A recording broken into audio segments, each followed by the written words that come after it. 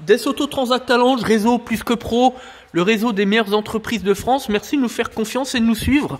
Alors ici, vous êtes sur une 407 berline, tout simplement, avec le moteur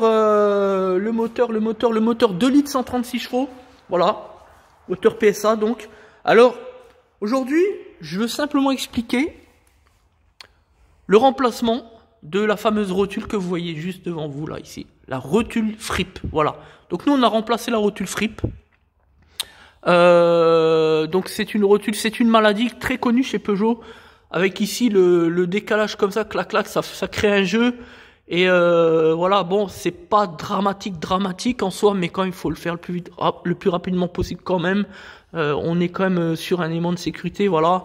Mais voilà, dans l'absolu, c'est pas dramatique. Quand vous constatez un petit claquement, faut simplement venir au garage, forcément faire le diagnostic et puis faire le travail, voilà.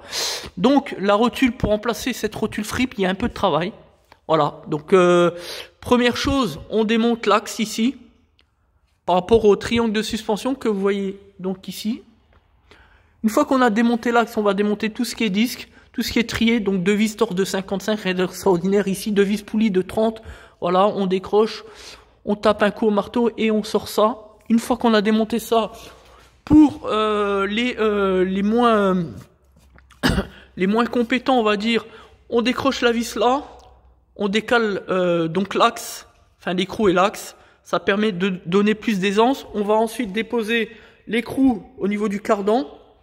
Après, on va rabattre, comme si on braquait vers la droite, donc rabattre la direction vers ici, pour donner de l'aisance, pour pouvoir décrocher tout doucement l'ensemble McPherson.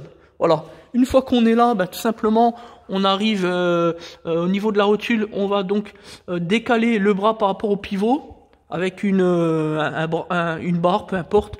Voilà. Pour positionner cette partie-là sur le pivot au milieu, voilà, faut faire preuve d'un petit peu de dextérité, c'est un petit détail. Et après, bon voilà, torse femelle de, je crois que c'est du 50 et l'autre, il y en a deux comme ça et la petite au milieu de 35, 40, je sais plus, peu importe.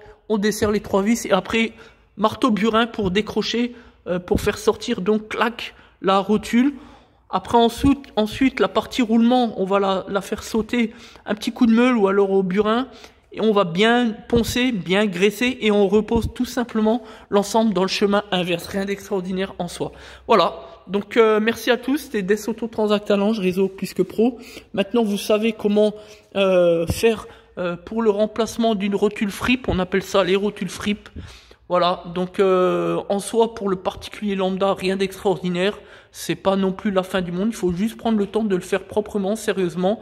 Voilà, quand on n'est pas du métier, bien il faut faire les choses tout simplement, prendre le temps de les faire et puis de bien être équipé, bien évidemment. Voilà, donc je vous montre bien la rotule. Voilà, rien d'extraordinaire en soi. Allez, merci, Desauto Transact, réseau plus que pro, les meilleures entreprises de France.